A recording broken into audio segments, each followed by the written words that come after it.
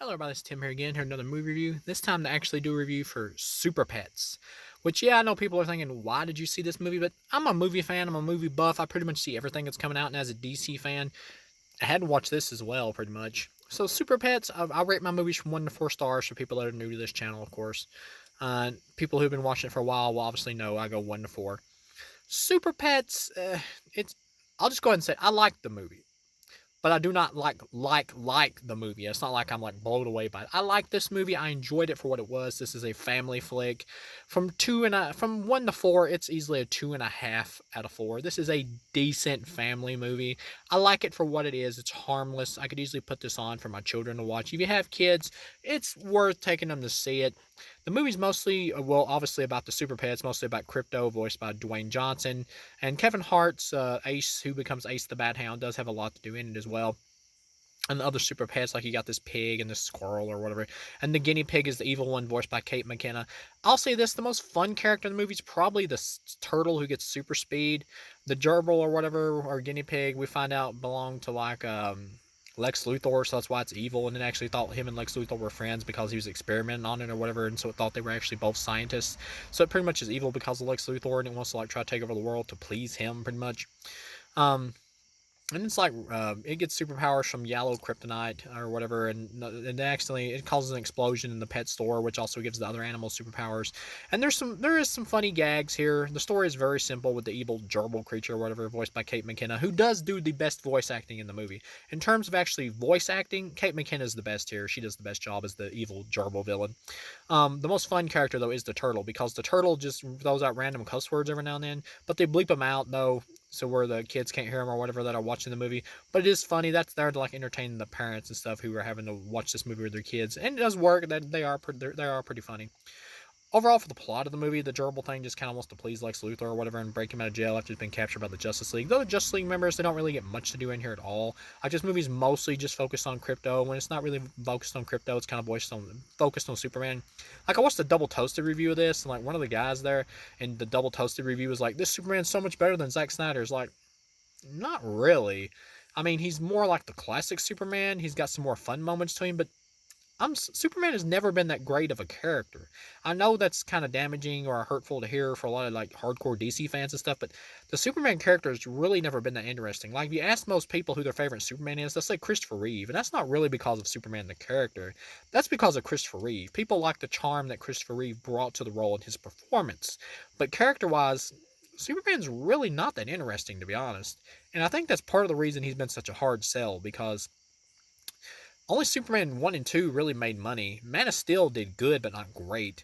Batman vs. Superman made a lot of money, but underperformed, but it also had Batman in it. This movie flopped. Super Pets. Superman Returns flopped. Superman 3 and 4 pretty much also, I believe, both flopped. So, yeah, it's just not doing really...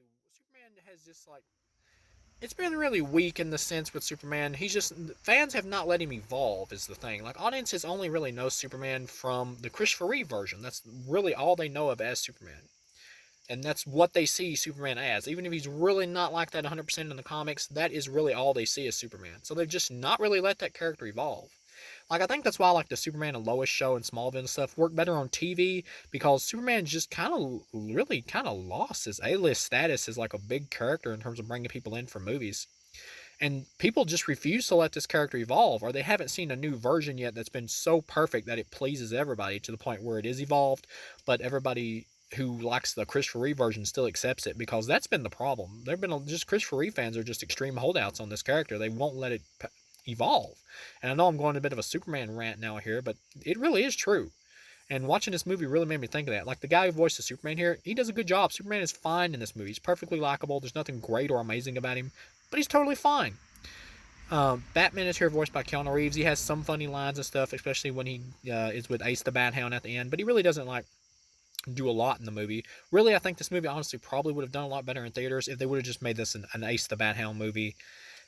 Maybe even have Ace voiced by The Rock instead, and have Batman voiced by Keanu Reeves. I think this movie would have done a lot better. Like, Batman has completely eclipsed Superman in terms of popularity. Um, and when they're getting to the plot and everything, and all the animals are having to team up together, and Crypto, voiced by The Rock, is having to team up with Kevin Hart, who voices Ace and stuff. It is fun. The animation overall here is good. A little bit too cartoony in places. I prefer more realistic type anime, or less like overly colorful type animation and stuff like that. Which I know it's a kids film, that's what you're gonna get. So nah. But yeah, overall the animation is good. Like I said, the voice acting is good. The turtle has its fun moments where it curses or whatever, and it runs and it for the first time and it figures out it has super speed and it's like, holy sh! And it like bleeps it out. It is pretty funny.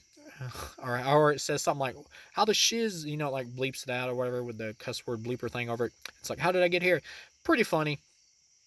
You get to the end of the movie, you get this big action scene. Of course, they set up like Crypto talks about his super move that he can never do because it'll destroy him or whatever. And of course, he's going to do that at the end to save Superman.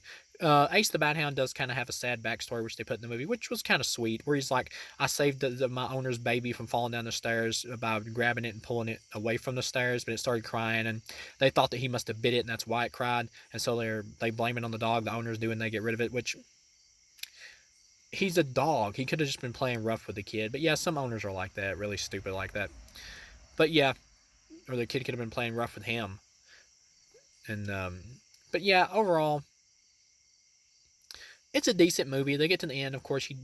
I will say this: the movie does start to be a little bit too long by the end. When it gets to the end, and like the Justice League or whatever's teamed up with the animal characters, and they're all like using their superpowers against the Kate McKinnon character, the gerbil thing or whatever, and it's like it's pretty much like absorbed like the yellow kryptonite into itself and become like a giant mecha gerbil, or I can't remember if it's a gerbil or a guinea pig, whatever, but it absorbs like the yellow kryptonite into it and becomes like this super creature.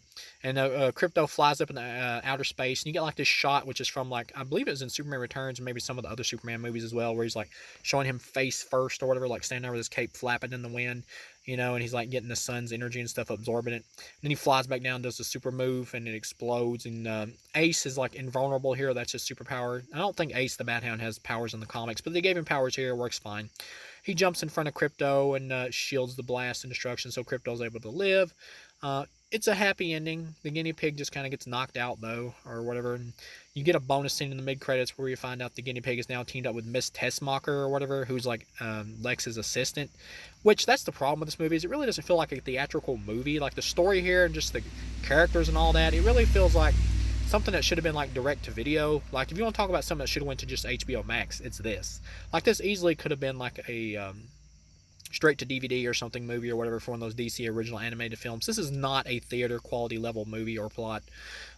This by the end with that bonus scene and in the scene after the credits where Black Adam actually shows up as an in joke with his own dog or whatever, and to visit Superman, which is kind of funny because The Rock's been wanting to fight Superman for a while, wanting to fight the Henry Cavill Superman. I'm not sure if that's going to work out or not, or if Henry Cavill's going to work out his problems with WB or not. But if he does, that's the version of Superman that he wants to fight. But yeah, this really feels like the kickoff for a TV series, really, to be honest. This could have easily been like a made-for-streaming movie or something, or a made-for-TV movie, and it would have worked better. Overall, it's decent. 2.5 out of 4. It's a completely harmless film. You're not missing anything if you don't see it. But if you want to take your kids to watch something in theaters, or you want to let your kids just watch something that's completely harmless, fun entertainment, decent entertainment, I mean, it's this. This is totally harmless. Kids will like it. They'll think the animals are cute, and they'll have a decent enough time with it. For what it is, decent movie. Um, I would recommend it, but it's not anything to rush out and see unless you got kids. So, thank you guys for watching, and I'll see you again.